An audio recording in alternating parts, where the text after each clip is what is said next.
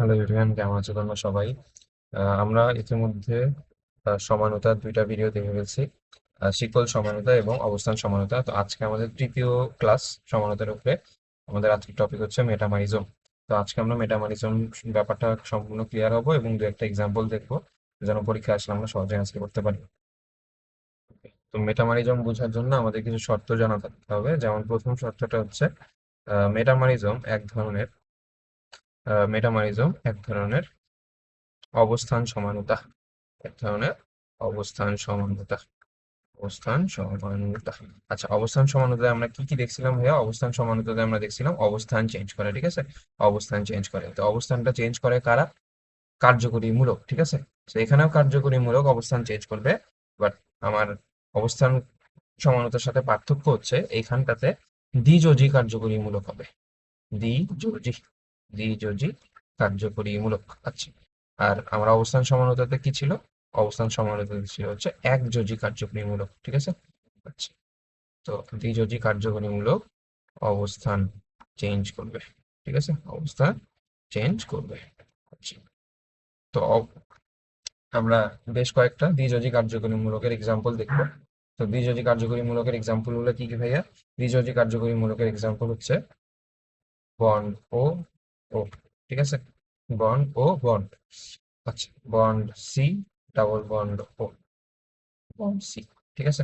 আচ্ছা, এরপর আরো যদি বলি বন্ড এন এইচ বন্ড, এটা একটা দ্বিতীয় কার্যকরীমূলক।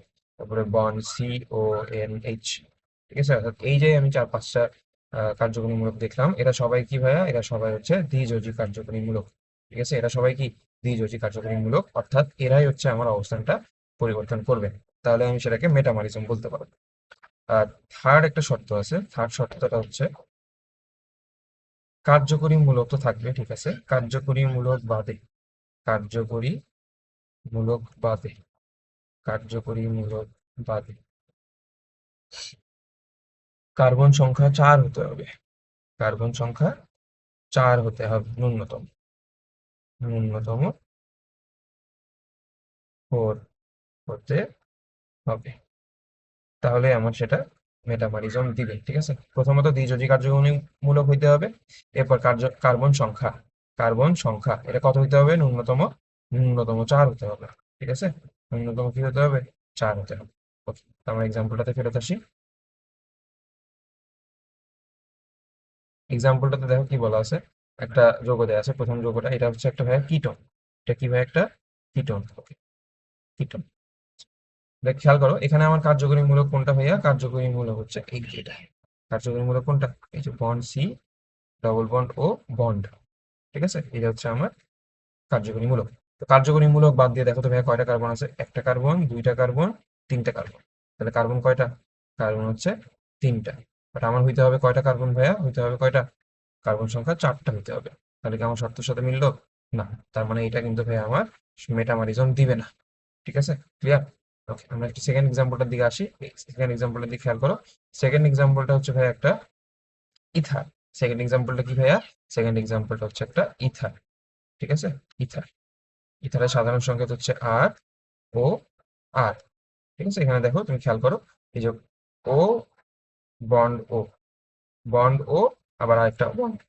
এটা হচ্ছে ও, এই পাশে এই পুরোটা হচ্ছে ইথাই, একটা হচ্ছে অ্যালকাইল মূলক, এটা একটা কি ভাইয়া? অ্যালকাইল মূলক। তার মানে এটা আর বন্ড ও, বন্ড আর, তার মানে একটা ইথার। তো এটা কি আমার কার্যকরী মূলক মেটামারিজম দিবে কিনা একটু খেয়াল করি।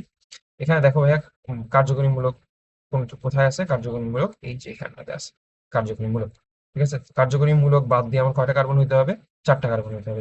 দেখি আমার হয়েছে কিনা। একটা, দুইটা, তিনটা এবং কয়টা? 4টা কার্বন। তাহলে এখানে কার্বন কয়টা আছে? কার্বন কিন্তু ভাইয়া 4টা আছে। কার্যকরী মূলক বাদ দিয়ে ন্যূনতম কার্বন কয়টা আছে? 4টা আছে। তার মানে এটা আমার মেটামরিজম দিবে।